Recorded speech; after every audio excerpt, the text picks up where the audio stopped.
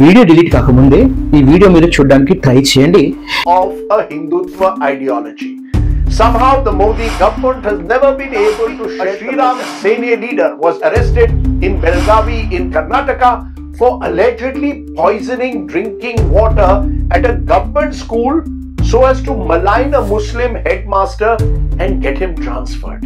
Is the BJP's complex equation with a minority within minorities, the country's Christian community. And that's what I'm going to focus on in Straight Bat. Praise lord, దైవ evangelism ఇండియాకి మరొకసారి స్వాగతము. Friends, నేను చూపెట్టబోయే video మీరు చాలా జాగ్రత్తగా చూస్తారని అనుకుంటున్నాను. ఇది చాలా ఇంపార్టెంట్. ప్రతి క్రైస్తవుడు వినాల్సిన సందేశం ఇది. ఇదేదో నా ఛానల్కి వ్యూ రావడానికి చెప్తలేను నేను. ఖచ్చితంగా ఒక క్రైస్తవుడైతే ఇది చూస్తాడు. ప్రముఖ జర్నలిస్ట్ రాజ్దీప్ సర్దేశాయ్ తన వారపు వీడియో బ్లాగ్ స్ట్రైట్ బ్యాట్లో భారతదేశంలో మైనారిటీ వర్గాలపై, ముఖ్యంగా క్రైస్తవులపై పెరుగుతున్న వివక్ష, హింసాత్మక దాడుల గురించి సూటిగా, నిజాయితీగా తన అభిప్రాయాలను వెల్లడించారు. ఇప్పటి వరకు న్యూస్ మీడియాలో ఏ ఒక జర్నలిస్ట్ చెప్పని మాట ఒక ఇండియా టుడేకి సంబంధించిన రాజ్దీప్ దేశాయ్, ఈ వ్యక్తి ఆల్మోస్ట్ ఇండియా టుడేలో ఒక చీఫ్ ఎడిటర్ అనుకోవచ్చు, లేకపోతే ఒక సీనియర్ రిపోర్టర్ అనుకోవచ్చు. ఇతను మంచి మంచి నాయకులను ఇంటర్వ్యూ తీసుకున్నారు. మనకందరూ తెలుసు, కేసీఆర్ ఎలక్షన్ టైంలో తను కంప్లీట్ గా ఆ ర్యాలీ అనేది టెలికాస్ట్ చేయడం జరిగింది. హెలికాప్టర్లోనే కేసీఆర్ తో పాటు ఈ రాజ్ దేశాయ్ అనే ఈ జర్నలిస్ట్ రిపోర్ట్ చేయడం అనేది జరిగింది. అలాంటి గొప్ప వ్యక్తి ఈరోజు క్రిస్టియానిటీకి ఒక సపోర్టివ్ గా ఒక మాట మాట్లాడుతున్నాడు. తన personal YouTube channel straight bat అనే ఒక సిరీస్, ఈ సిరీస్ లో తను మాట్లాడిన మాట నేను ఎగ్జాక్ట్ గా తర్జుమా చేసి చూపెడుతున్నాను మీకు. క్షేత్రస్థాయిలో జరుగుతున్న వాస్తవాలను, ప్రభుత్వాల ద్వంద్వ వైఖరిని ఎండగడుతూ ఆయన చేసిన విశ్లేషణ దేశవ్యాప్తంగా చర్చనీయాంశంగా మారింది. 2014లో నరేంద్ర మోదీ ప్రధానమంత్రిగా బాధ్యతలు స్వీకరించినప్పటి నుండి ఆయన ప్రభుత్వానికి ముస్లింల పట్ల అనుసరిస్తున్న విధానాలు తీవ్ర విమర్శలకు దారితీశాయి. Or their words. Only last week, a Sri Ram Senior leader was arrested in Belgavi in Karnataka for allegedly poisoning drinking water at a government school so as to malign a Muslim headmaster and get him transferred. 2002 Gujarat అల్లర్ల నేపథ్యం, హిందుత్వ సిద్ధాంతాల ప్రభావంతో ముస్లింలను పరాయీకరణ చేసే ప్రయత్నాలు జరుగుతున్నాయనే ఆరోపణలు BJP ప్రభుత్వంపై బలంగా ఉన్నాయి. ఇటీవలే కర్ణాటకలోని బెలగావిలో చోటు చేసుకున్న సంఘటన ఇందుకు నిదర్శనం. ఒక ముస్లిం హెడ్మాస్టర్ను బదిలీ చేయించాలనే దురుద్దేశంతో శ్రీరామ్ సేన నాయకుడు పాఠశాలలోని తాగునీటిని విషపూరితం చేశాడన్న ఆరోపణలపై అరెస్టు కావడం దేశంలో నెలకొన్న మత విద్వేష వాతావరణానికి అద్దం పడుతోంది. అయితే ఈ వారం రాజ్దీప్ దేశాయ్ తన దృష్టిని బీజేపీ మరియు క్రైస్తవ సమాజం మధ్య నెలకొన్న సంక్లిష్ట సంబంధాలపై కేంద్రీకరించారు. వీడియో మీరు ఖచ్చితంగా చూడాల్సిందే. తాను లేవనెత్తిన పాయింట్స్ బహుశా ఇప్పటి వరకు ఏ రిపోర్టర్ లేపలేదేమో. అంత గొప్పగా తాను వివరించిన మాట, ఏ విధంగా ఒక పార్టీకి సంబంధించిన వాళ్ళు క్రైస్తవులకు అగేన్స్ట్ ఉన్నారు, అదే విధంగా మరో చోట ఏ విధంగా సపోర్టివ్ గా ఉన్నారు. ఒకవైపు శాంతి సమాధానం అని చెప్తూ మరోవైపు లో లెవెల్లో ఉన్న కొంతమంది కార్యకర్తలను తీసుకొని వచ్చి ఎలా క్రైస్తవులపైన అటాక్ జరుగుతున్నాయో దీని గురించి ఒక చాలా క్లియర్ గా వివరణ ఇచ్చారు. జూలై 26న ఛత్తీస్గఢ్లోని దుర్గ్లో కేరళకు చెందిన 2 క్రైస్తవ సన్యాసినులను మానవ అక్రమ రవాణా, బలవంతపు మతమార్పిడుల ఆరోపణలపై అరెస్టు చేశారు. స్థానిక బజరంగ్ దళ్ సభ్యుల ఫిర్యాదు మేరకు ఈ అరెస్టు జరిగింది. కానీ వాస్తవాలను పరిశీలిస్తే ఆ బాలికలు తమ తల్లిదండ్రుల అనుమతితో స్వచ్ఛందంగా నర్సింగ్ శిక్షణ కోసం వెళుతున్నారని తేలింది. ఈ నిజాలను పోలీసులు ఏమాత్రం కేవలం బజరంగ్ దళ్ ఆరోపణల ఆధారంగా సన్యాసినులను నిర్బంధించడం తీవ్ర ఆందోళన కలిగిస్తోంది. నివేదికల ప్రకారం జ్యోతిశర్మ అనే బజరంగ్ దళ్ నాయకుడు సన్యాసినులకు మద్దతుగా నిలిచిన వారిని బెదిరించడమే కాకుండా వారిపై దాడికి కూడా పాల్పడ్డాడు. By the local Bajrang Dal in a tribal dominated area.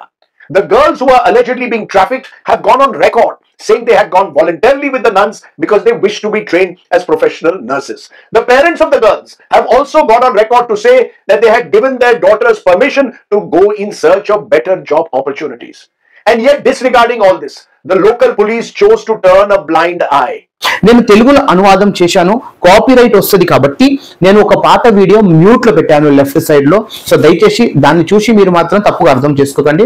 ఒకవేళ కాపీరైట్ నాకు 100% వస్తుందేమో డౌటే ఉంది, ఆయన కూడా రావద్దనే అది పెట్టాను. ఈ వీడియో అనేది ఒక గొప్ప జర్నలిస్ట్ దగ్గర నుంచి తీసుకున్నాను కాబట్టి బహుశా ఒకవేళ అతను చూస్తే స్ట్రైక్ కొట్టే అవకాశాలు కూడా ఉంటాయి. ఇతను 2021లో ఒక చర్చిని ధ్వంసం చేసిన కేసులో కూడా నిందితుడు కావడం గమనార్హం.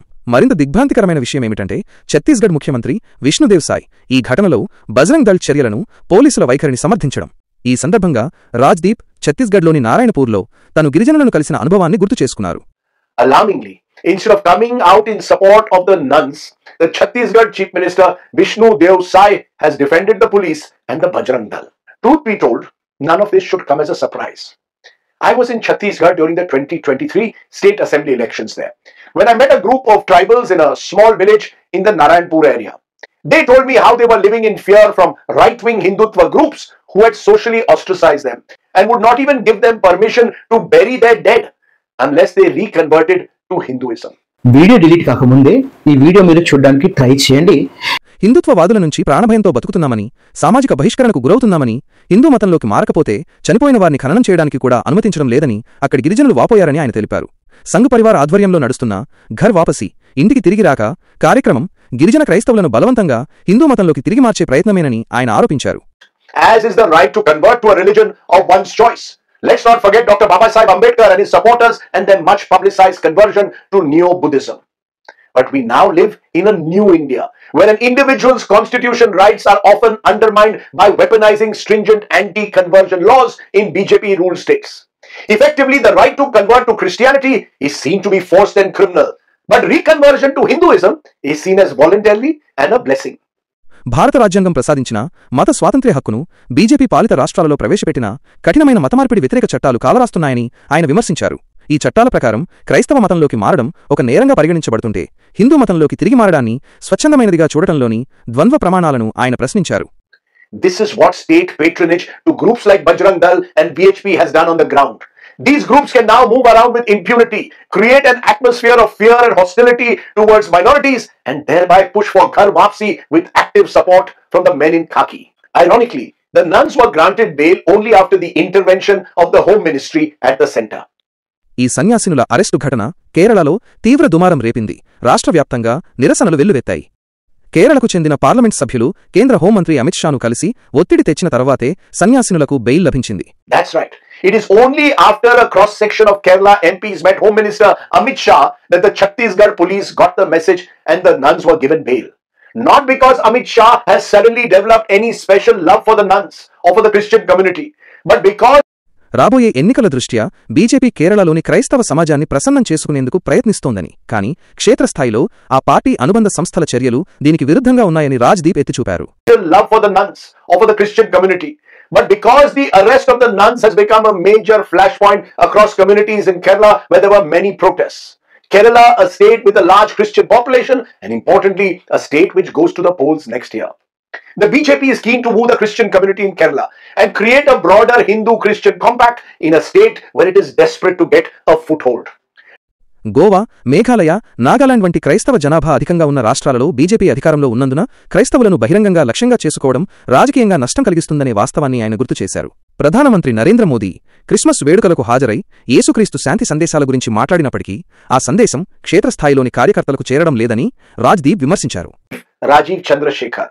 Let's also not forget that the BJP is in power in states like Goa, has coalition partners in states like Meghalaya and Nagaland, all with large Christian populations. In a sense, the BJP therefore may find it politically expedient to demonize Muslims, downsize India's only Muslim majority state to a union territory overnight, but it cannot openly target Christians, since that will attract instant criticism, not just in India, but also globally. మీ అభిప్రాయం ఏంటిదో మాకు తెలియజేయండి. Friends, God bless you all. Have a great day.